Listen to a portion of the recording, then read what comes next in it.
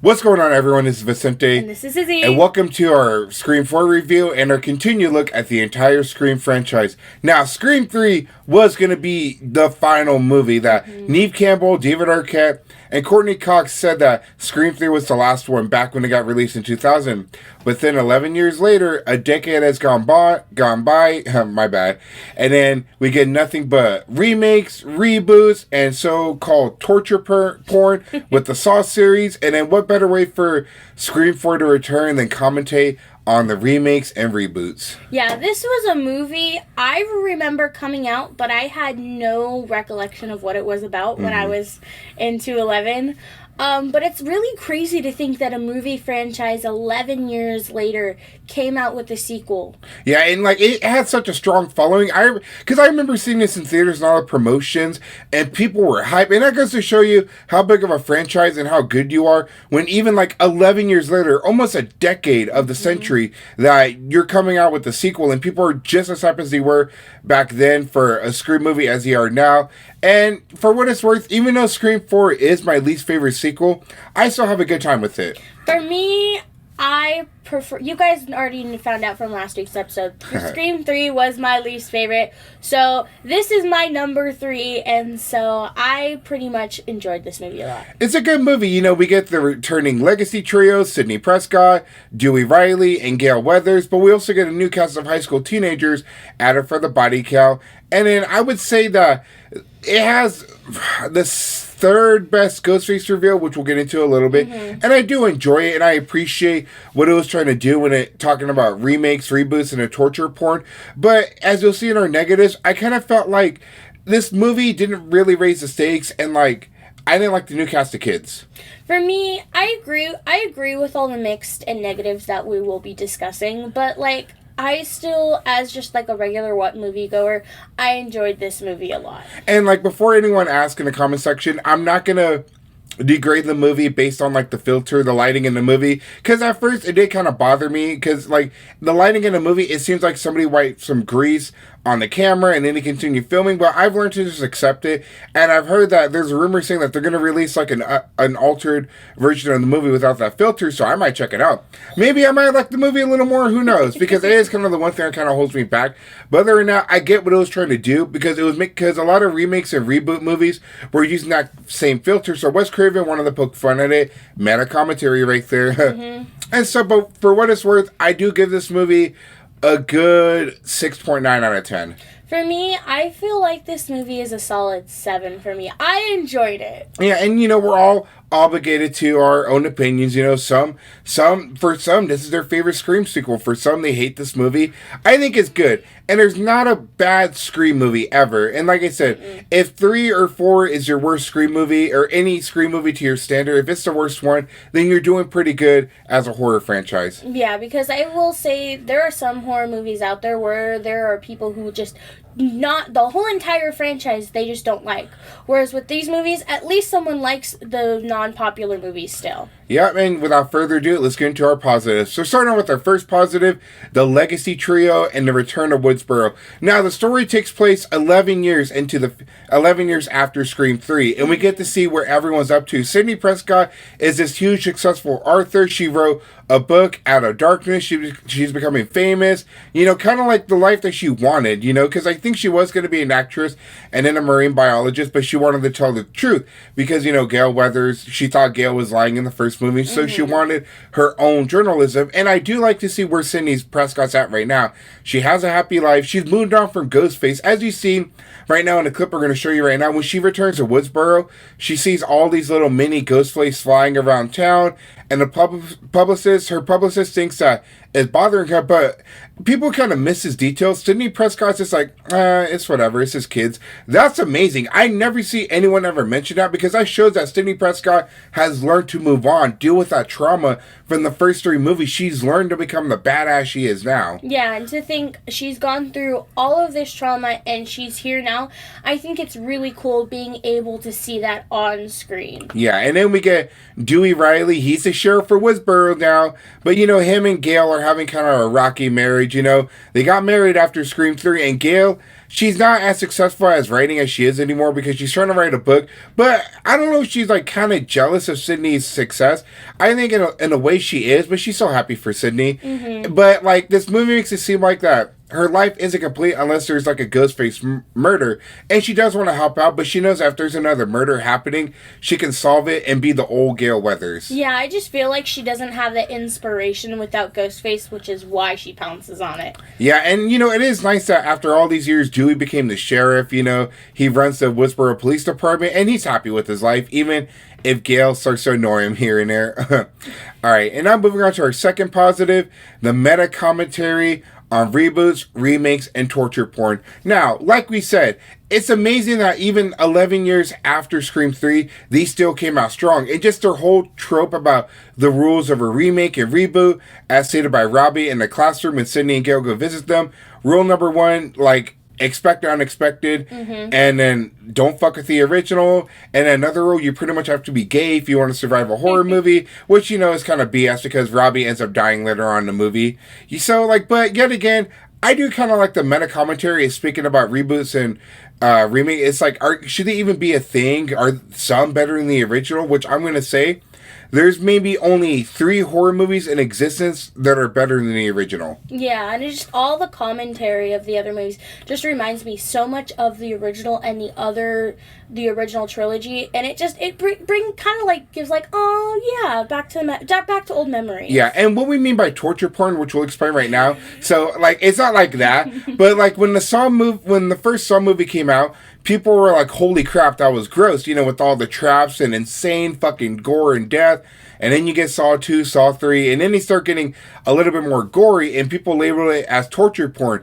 And this movie kind of continues that legacy, because the deaths in this movie are fucking brutal. Olivia gets gutted. It's disgusting. Yeah, her room was basically massacred. It was all just painted everywhere. Yeah, and then when it comes to like even just the blood and gore effects and special effects, they're good, but they go all out. Like when people get stabbed, they're bleeding to death, and sometimes it's a little over the top, but I enjoy it. Yeah, and I mean, I think it's something different for the Scream franchise, because I feel like a lot of blood and gore were really like just closed off for the first 3. So in this movie, it goes all out, and it's really cool to see, especially for those people who like seeing that kind of stuff in movies. And we'll get more of it in 5 when we recover it. All right, and now moving on to our third positive, the character of Kirbyreed. I love Hayden Panettiere. She was amazing as Kirbyreed. Even though, like, I get, like, her character is kind of like a Randy Meeks replacement, her character I had so much fun with. Yeah, but even though she may be seen as a Randy Meeks replacement, she played it so well, and just like her personality, I think really brought out all the characters. And I know we don't really remember a lot of characters, but she is one that I will always remember and love. She was a badass. She was just like, she was that tough, nerdy girl that knew horror movies, but she knew how to kick ass. And I remember when I thought she died in Scream 4, I was so sad in the theater. I was like, fuck, you know, they basically killed off all these new kids. And then I think like a year or 2 later, Wes Craven revealed that she lived. But then the unfortunate passing of Wes Craven happened. And at one point, I was kind of like, don't make Scream 5. And if Kirby's dead, then she's dead. But I'm happy she returned in Scream 6. And I can't wait to talk about more of her role in Scream 6. But Kirbyreed, dude, she's just so fucking awesome. And I wouldn't even say she's a Randy Meeks replacement, because she's that good that I consider her own character and not even an homage to an original character. Yeah, she's really just a badass in the franchise. And I love her character development in Scream 6. Oh, yeah. And now moving on to our fourth and last positive, the reveal of Jill as Ghostface. Now, she's played by Emma Roberts. I always known her from as a Nickelodeon star when I was a kid. But just what's so interesting is that her character, I remember even in the promotions, her character was hyped up to be quote unquote the new Sidney Prescott, or the carry on the legacy of passing of the torch. But who knew that they were kind of playing their words a little bit, and what they mean by passing of the torch is her being revealed as Ghostface herself, the mastermind. Her character, for me, I mean, I think I would want to see one of those trailers, but, like, her character was really interesting to me, because it's like, oh, she would be the new Sydney, and that's what you think for the majority of the movie, but then when it's revealed at the end, it's like, oh, shit, and then she turns into this cold, hard killer. Yeah, and I remember, like, people were gasping, someone yelled out, oh, shit, in the theater, like, because no one expected it. You don't think that anyone in that Prescott family would be a killer. And I know, like, Wes Craven actually kind of confirmed that it was, like, in a homage to an original idea that at one point they were going to make Sidney Prescott a killer. I don't know if it was going to be in 2 or 3. Yeah, they kind of played around with the idea, but looking at it now, I think it would have been stupid for the franchise. That would have been the equivalent of jumping the shark like they do with Fonzie. But I like Jill, and what I like about her, even though she's not my most favorite Ghostface, what I do like is that she almost got away with it. Granted, she was kind of dumb and let Dewey know that, oh, she knew where Gale got stabbed at in the shoulder and stuff like that. And, you know, she should have just finished off Sidney with either a shot to the head or a stab to the heart or slit of the throat. But the fact that she was the only Ghostface that almost got away with it, that came close to it, is amazing. And that's crazy to me, but I think it's really cool because I feel like in these Scream movies, we never see the aftermath of, like, the hospital scenes or anything. So I think that's something really unique with this movie as well. Oh, yeah, and I give it props for that. I do. Like she said, that we never really see, like, the aftermath, like, the reporters, the police go into the hospital. So just for that, I do like that ending. And fun fact, there was going to be a trilogy continuing the story of Jill Roberts, where she was going to get away with it, but Sidney Prescott wasn't going to remember what happened. And then in Scream 5, the original Scream 5, there was going to be a Ghostface targeting Jill and Kirby in college, knowing what Jill did. But then during the movie, Sidney was going to remember what was happening, or what happened. That would have been crazy. I mean, I feel like that would have been good for one movie, but I feel like it would have gotten old because of the repetitiveness. Yeah, and then, like, the whole, like, amnesia thing, I feel like it's just so played out. But for what it's worth, Jill being revealed as the mastermind, I fucking love it, even though she's not my most favorite Ghostface, and then it is kind of a negative for me, which we'll get into. I still enjoy her as Ghostface. She was fucking scary. She was a cold-hearted bitch. Yeah, just for me, she's probably one of my, like, top 5 Ghostface. Oh, yeah. I would agree. Just because of how cold-hearted she is. Yeah, and with that, we're done with our positives, and now let's get into our mixed feelings. And our first mixed feelings is, unfortunately, it's going to be the opening scene. Now, the opening scene starts out as, like, these two girls are, of course, home alone and stuff like that. Text message from Ghostface, a phone call, blah, blah, blah. They both end up dying. But then it was an opening to stab 6. Or, it was stab 6, right? Stab 6. Or, no, stab 7. My bad. Stab 7. And it's like, okay, well, that's kind of weird. I mean, I get it. It was a meta commentary, you know, meta-ness, you know. And then we get to another opening. It's like, okay, maybe this is the real opening. And then it's revealed to be another stab movie after the girl murders her friend as Ghostface. Mm-hmm. And then we get to Scream 4, and it's just, I don't like it. I always thought it was just kind of stupid. You know, it's like, dude, let's just get it over with. It's just so played out. Yeah, for me, it was just too much. I don't like repetitiveness, so it's like, okay, we're starting now? Okay, wait, never mind. Now are we starting? Nope. And it was more annoying than it was a cool idea. Yeah, I mean, I'm sure on paper it sounded cool, and it could have been cool, but I just think the execution was just kind of whack. Mm-hmm. And even when we got to, like, the real Scream 4 movie, even then I was just like, fuck, is this going to be another stab opening? And you shouldn't want that in a Scream movie. So that is a thing that I don't necessarily agree with. And while I do, like, I can have fun with it, you know, laugh at it, it is kind of like a bummer. Yeah, and I think just, like, the Scream opening is so predictable, that's why it felt really repetitive, because, like, oh, what's going to happen? Oh, you know what's going to happen. Yeah, and then even when we get to, like, the real opening, it's just like, oh, wow, we know they're going to get a call from Ghostface, and they're both going to end up dying, you know?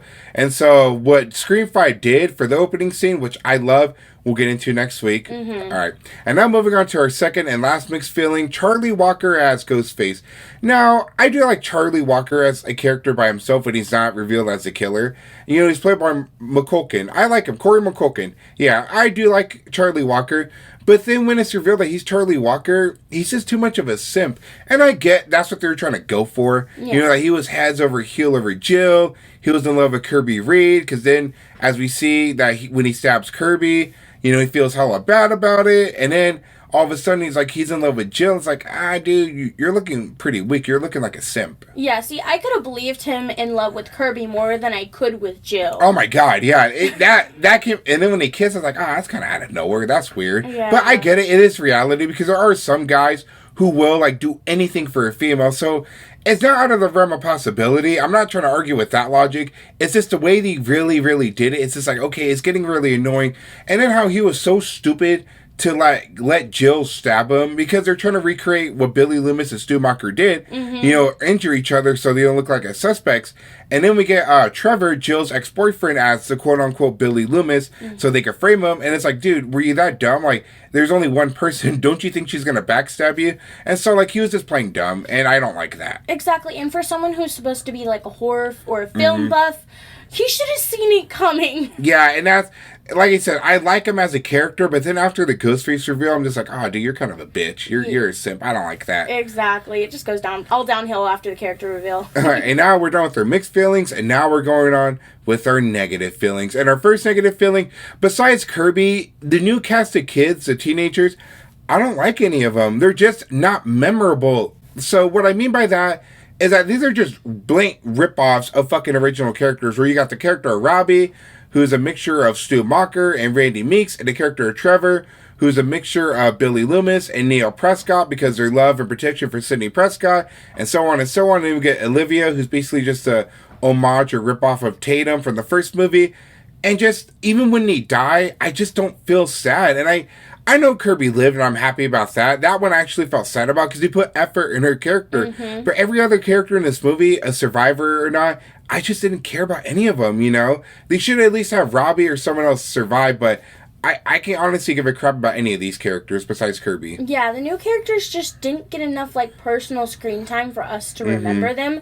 And plus, like you said, they're basically rip-offs of the legacy characters, so it's just like, why would I remember them when I have the legacy characters still? Yeah, and I get it. That's the point of, like, this movie making fun of remakes and reboots. But at least try, because even the requel Scream 5, they did a better job at, capturing the new characters where we actually did like them. And I was sad when some of them died, which we'll get into next week. But other than that, besides Kirby, I just don't give a shit about any of them. Me either. Yeah, like even in theaters, like when one of the new characters died, even Robbie, I was just like, oh, whatever, dude, you're kind of annoying. And it shouldn't be like that. Yeah, like, some of them were good, but, like, none of them were just rememberable. Yeah, and, like, I'm going to be honest, I think everyone only went to see this movie because of the trio. Honestly. Yeah, I did. I would too. And now moving on to our second negative. Even though I do like Jill as Ghostface, she does come off as a spoiled brat. Now, I know I just said that she's probably in our top 5 Ghostface reveal just of all time. But even then, I just feel like she's kind of a spoiled brat. Like, there's a line in the movie to where she's kind of like talking shit on Sidney. Saying, oh, Sidney this, Sidney that, Sidney. Basically inquisiting that Sidney Prescott asked for that life. It's like, dude, Sidney never asked for her mom to get murdered and for her to go through all this horrific things and lose loved ones and friends and all that bullshit. And, like, I do like her motivation, don't get me wrong, because people do want to be internet famous, get all that attention, fame, and everything, never have to work again a day in their lives. But even then, I don't know, Jill is always coming off as a spoiled brat to me. Yeah, for me, I feel like it's bullcrap that she, like, if she thought that Sidney asked for all this trauma, and she's like, what the hell? Yeah. And, like, but I do think her motivation has aged well. Oh, no, it really does. Especially, and then we're going to mention it too. Robbie, in a way, starts vlogging in this movie, and he says that, pretty soon everyone will be doing it. And back in 2011, no one fucking vlogged. I remember that. Vlogging was, like, kind of dumb. But, like, give it, like, 2 years later after that movie, people were vlogging. Look at people like Logan Paul, KSI, Jake Paul, people like that, or even Raka Raka. People were vlogging, and it made them famous, and it got them rich. And so, this movie has aged really well. But back to the Jill spoiled brat negative. Yeah, so, like, back to the whole Jill thing. She's always coming off as just a spoiled brat, and she came from a loving home, too. It's not like she was, like, hit or anything like that. Everyone seemed to love her. But it kind of makes sense just because, like, it was probably, oh, Sidney this, oh, Sidney that when she was growing up. So it does make sense, but it still sucks. I still don't like her being a spoiled brat. Yeah, and it's like I said, do you think Sidney really asked for it? She never. Exactly. All right, and now moving on to our last negative, and this is a big one. Somebody should have died in this movie. One of the legacy characters. This was the perfect movie to do it. After Scream 3, where Randy basically said that after this, people in the group, like the main protagonist, will die. Someone's gonna die. Didn't happen in Scream 3, even though we have fake outs. Fine, whatever. And then you come back to Scream 4, you have to raise the stakes. They're feeling like superheroes in this movie. Yeah, this is probably my personal biggest negative with this movie. But I really think someone should have died, and if I had to choose who it was, it probably would be Gail. No, it would have been Gail. That would have been a perfect moment. When she gets attacked at the Stabathon party and Ghostface has her dead to rights. It's like, dude, she should have just gone right there. Because how emotional would it be that after 11 years, we come back to Scream 4, we come back to Woodsboro, and a legacy character has bitten a bullet. And, like, I know it sounds kind of fucked up, but I don't hate Gail. Izzy may hate Gail.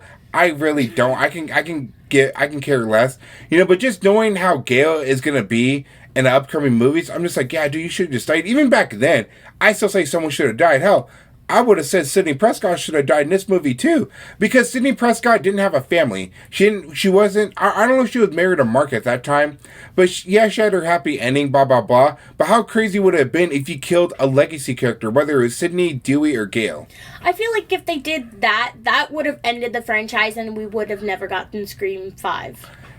No, I don't think it would have ended it, but it just things would have been different. Yeah. But like I said, that's the one thing I kind of do wish this movie had the balls to do, was raise the stakes a little bit, because at this point, they all feel like superheroes that no matter how many times they're stabbed or shot, especially Sydney and fucking at the hospital scene, that they're just going to keep coming back. And it's just kind of annoying. It's like, you got to raise the stakes. And like, now you can't kill Sydney because she has her family and a husband, so you really can't touch her. So you only got Dewey and Gail, and you know, Dewey bites the dust in the next movie, which we'll talk about. But I really do think that one more legacy character has to die, and that has to be Gail. Yeah, I completely agree. I mean, we'll talk about it later, but I really think she should have died in Scream 6. Yeah. But that's a me thing. We'll get into that We'll talk about it when we later. get there. All right. And that's going to do it for a Scream 4 review. Like we said, it was a return to Woodsboro. I like it, you know, the commentary on the remakes, reboots, torture porn, and just seeing our favorite trio come back. And although, like, it kind of has a lackluster characters and the stakes weren't really that high because no one ended up fucking dying, I still say it's a fun, solid movie. Yeah, for me, like I said earlier, this is a solid 7, and it's an enjoyable movie. It's a callback to Woodsboro and Ghostface, and I really enjoyed it. Oh, yeah. So, like I said, this is a 6.9 out of 10 for me. All right. Oh, and it's someone's birthday. Ty, you told me it's Riley's birthday, so Riley, if your dad shows you this, happy birthday. I hope your dad spoiled you on your special day. Thank you to Ty and Riley for watching her stuff. Me and Izzy love you both. Ty, we're gonna play Madden. Don't worry, I'll find a day. Oh yeah, happy birthday, Riley! All right, and that's gonna do it for our episode. And next week we're covering Scream 5, the requel return to Woodsboro. And as always, be good people, take care of others, take care of yourselves, and we'll catch you next episode. Bye, everyone. Bye.